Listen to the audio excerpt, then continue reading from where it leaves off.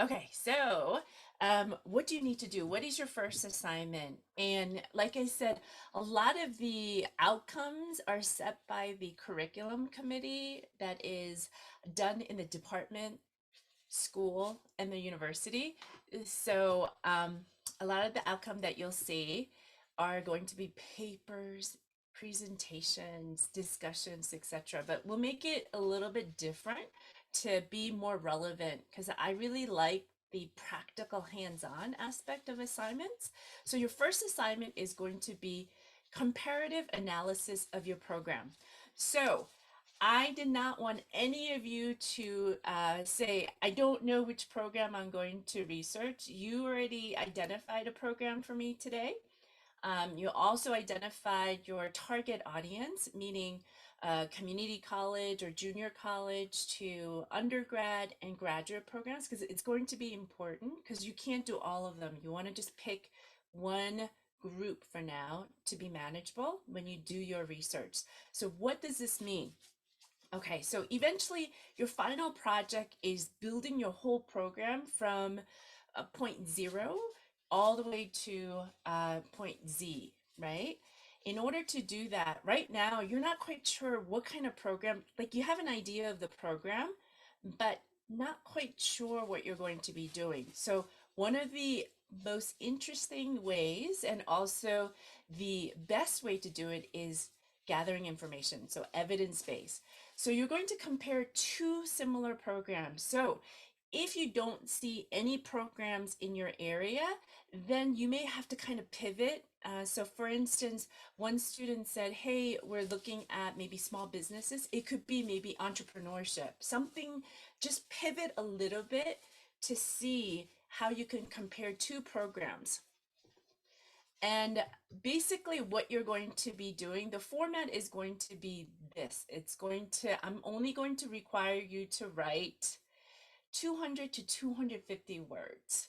So you're writing an abstract that's going to summarize your comparative analysis that I'm going to ask you to put in a table, which is going to be an Excel file that I'll explain to you in a second.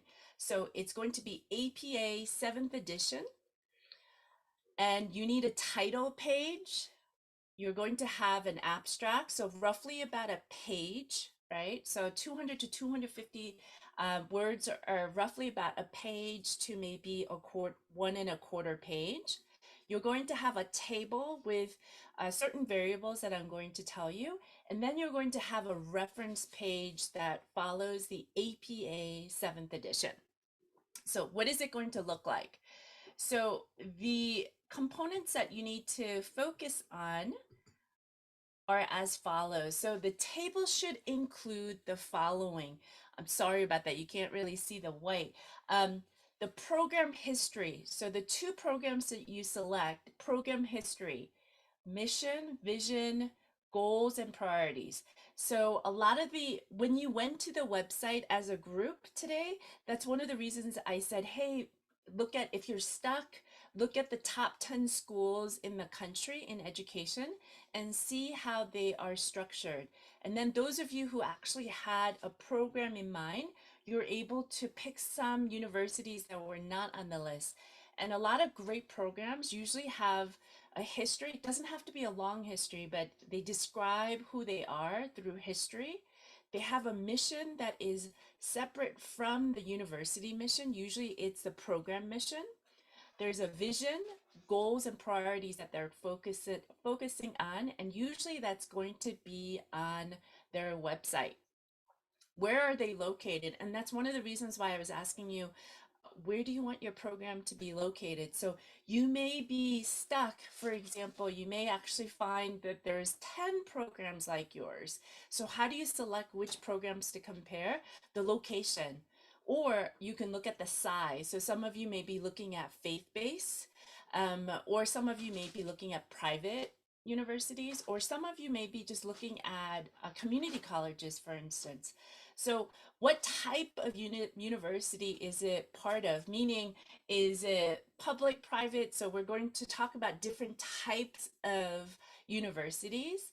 And then you're going to also look at their curriculum. So for instance, I know two students mentioned about peer mentorship or mentorship programs, like what kind of courses are offered and what degree can you get from this program?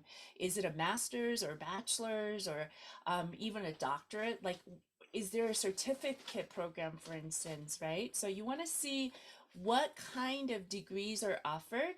And if there's a website, then you want to include the website, and you can even rank it as well. Like, is it easy to navigate, etc., just to kind of get a feel for these two programs that you're looking at. And then in the table, what you're going to be looking at, my animation is not working with me. You're going to do a quick budget analysis, meaning we haven't gone through all the parts of budget yet. But one of the things that I want you to kind of look at is how much does it cost to go there? So tuition, Harvard, for instance, per credit yeah, is very different from, let's say, UTSA, right? So you can kind of look at their tuition, for instance, and one other. If there's a lot of information that's there, include it and kind of put it in the table to explain what it is. The reason why I didn't spell it all out is because we haven't done the budget analysis. And also, some of you may pick programs that do not have any information on something other than tuition, because a lot of times websites are also advertisements for people to come to their university. So people want to know, how much does it cost to come to that university? So a lot of times they'll post per credit if it's really expensive, or they sometimes do it by class, saying how much it would cost to take this class. And then sometimes some of the programs will have how much does it cost to get this whole degree? So depending on the programs that you're looking at, so you want to look at that. So you also want to look at emission statistics. That's the one, and thank you so much for bringing up the iPads. It would have those numbers like statistics, what degrees and certificates are offered, and if there's any stats on it. For sure, enrollment trends, and then attrition data. So how many people drop out? Sometimes they may not have it. Another thing that all of you saw in that group exercise that we did was faculty credentials. So, how many faculties are there? What is the ratio? Is it like 1 to 10 or 1 to 100?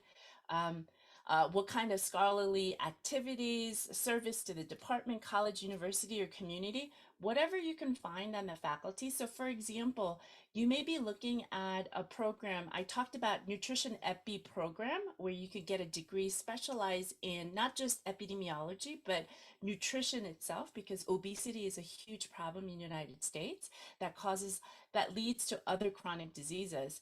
Therefore, if I'm building a program, what kind of faculty would I be looking at? And I know that there's great nutritional epi programs out there. So I'm looking at faculty. Are the faculty members coming from nutrition, or is it epidemiology, or are they doing lab work with animals or humans, etc.?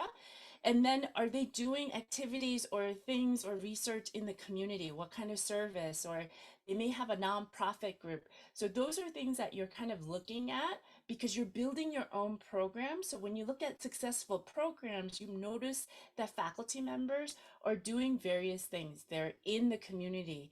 They're in a lot of the high tier journals. They're also bringing in a lot of donation because of the work that they're doing. They have a lot of connection with people in high places in politics, in government, for instance, or in industries, for example. They may be, they may know people from, for instance, in San Antonio, USAA, right? HEB, Whole Foods, Valero, for instance. So I could name a couple, right, that would actually bring in students and also funding for that.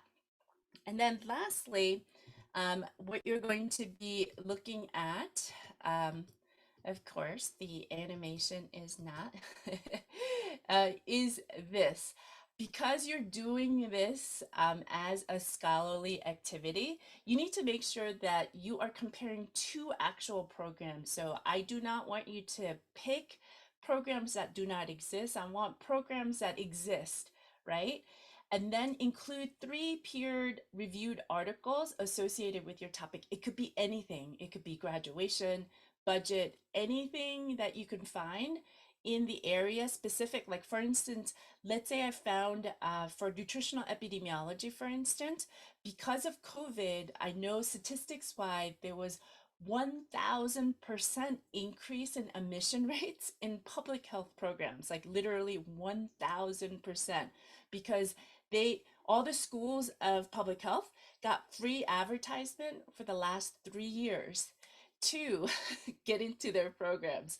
So you can actually look at some articles about your program, articles about recruitment, articles about developing a program, but it's 3 peer reviewed article associated with your topic. So anything goes in terms, as long as it's 3 peer reviewed articles and you're able to extract some information. So in your um, abstract, you're going to actually refer to them, because that's the only writing portion that I'm going to ask you to do. Because right now, what I need you to do is do a fact finding mission, because eventually what you need to do for your program is write a vision, mission, your strategic objective, right? And then that's going to lead to your financial planning and strategies and your budget, which will also lead to figuring out where you're going to house it, how the political atmosphere and legal things are going to help shape that program. So I'm going to end here, and then I'm going to stop the recording and then answer any questions that you may have.